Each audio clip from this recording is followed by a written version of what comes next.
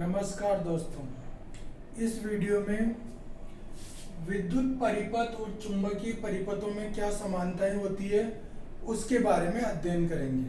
ठीक है, देखो विद्युत परिपथ में जो टर्म्स होती है सेम वही टर्म चुंबकीय परिपथों में होती है। तो उनके क्या तो उनकी परिभाषा रहेगी, क्या उनका प्रतीक रहेगा, क्या मात्रक रहेगा, और जो चीज विद्युत परिपथ में बोली जाती है वही चीज चुंबकीय परिपथ में किस रूप में बोली जाती है, इसके बारे में इस वीडियो में अध्ययन करेंगे।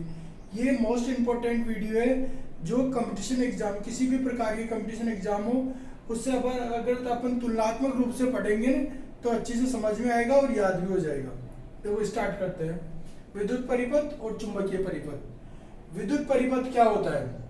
विद्युत परिपथ होता है धारा प्रवाह का मार्ग, विद्युत परिपथ कहलाता है। धारा प्रवाह होना चाहिए, यानी उसमें रेजिस्टेंस होना चाहिए, करंट होना चाहिए, विद्युत धारा होना चाहिए और ईएमएफ वोल्टेज सोर्स होना चाहिए।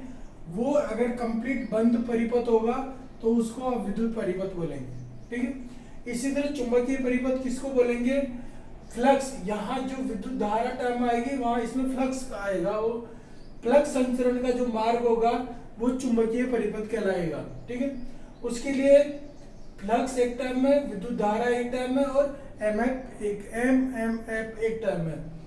एमएफ क्या होता है? Magnetic motive force. ठीक है, अब देखिए विद्युत परिपथ में जो होता है विद्युत वाहक बल क्या होता है? वह बल जो विद्युत को बहाने के लिए लगाया जाता है, जो पोटेंशियल डिफरेंस होता है, वो विद्युत वाहक बल उसको ईएमएफ से प्रदर्शित करते हैं और वोल्ट इसकी मात्रक है। सेम ये जो काम विद्युत वाहक बल करता है चुंबकीय परिपथों में वही काम एमएमएफ करता है, यानी जो फ्लक्स को बहाने के लिए जो बल चाहिए वो क्या होता है? वो एमएमएफ होता है। इसका जो मात्रक होता है वो एम्पियर टर्न होता है, 80 शॉर्ट में इसको लिखते हैं। ठीक है, अगला टर्म है प्रतिरोध। प्रतिरोध क्या होता है?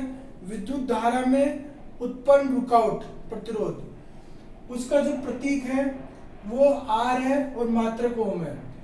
सेम यही काम चुंबकीय परिपथों में करेगा, यानी कि फ्लक्स बहने में जो रुकावट पैदा करेगा उसको प्रतिष्ठंभ बोलेंगे, और हिंदी में प्रतिष्ठंभ बोलेंगे, इंग्लिश में उसको रिलेक्टेंस बोलेंगे। एस इसका प्रतीक है और एम्पियर टर्न प्रति वेबर इसका मात्रक है। ठीक, ऐसे अगली चौथी टर्म है विद्युत धारा। विद्युत धारा को अपन किस रूप में लेते हैं? V/R से, यानी कि वोल्टेज और प्रतिरोध का जो रेशियो है वो विद्युत धारा है। ओम्स लॉ से आता है ये। ठीक है, इसका जो मात्रक है वो एम्पियर है। सेम यही काम करेगा चुंबकीय फ्लक्स। जो काम विद्युत धारा का है वही चुंबकीय परिपथों में चुंबकीय फ्लक्स का है। इसको फाई से इसको प्रदर्शित करते हैं और इसका जो मान होता है वो एमएमएफ बटा प्रतिष्ठंभ। या एमएफ क्या है? ये जो वोल्टेज है, जो विद्युत वाहक बल है वो यहाँ एमएफ है और जो प्रतिरोध है वो यहाँ प्रतिष्ठंभ है, और इसका जो मात्रक है वो वेबर है। ठीक है, आगे यहाँ तक समझ में? अब देखो आगे होता है धारा घनत्व, इसको जे से प्रदर्शित करते हैं और इसका जो मात्रक होता है वो एम्पियर प्रति मीटर स्क्वायर होता है। सेम यही जो जैसे यहाँ धारा घनत्व होता है चुंबकीय परिपथों में फ्लक्स घनत्व होता है, इसको बी से प्रदर्शित करते हैं और ये वेबर मीटर स्क्वायर होता है। इसका टेस्ला, इसको वेबर मीटर स्क्वायर टेस्ला भी कहते हैं। ये वाला जो टर्म है खूब सारे एग्जामों में आया हुआ है, ये मोस्ट इंपोर्टेंट है। वेबर मीटर स्क्वायर टेस्ला किसका यूनिट होता है? फ्लक्स घनत्व का होता है ये। ठीक है, आगे होती है चालकता। चालकता क्या होती है? प्रतिरोध की उल्टी। प्रतिरोध क्या करता है? विद्युत बहने में रुकावट पैदा करता है। चालकता सुगमता, यानी विद्युत कितनी आसानी से बहेगी वो चालकता कहलाएगी। इसको जी से प्रदर्शित करते हैं और इसका साइमन इसका मात्रक है।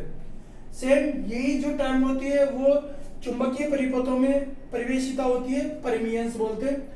इसका जो मात्रक होता है, मात्रक हेनरी होता है और प्रतीक जो होता है वो कर्ली पी होता है। ऐसे पी बना के इस तरह से कर्ली पी बोलते हैं इसको, इसका प्रतीक है।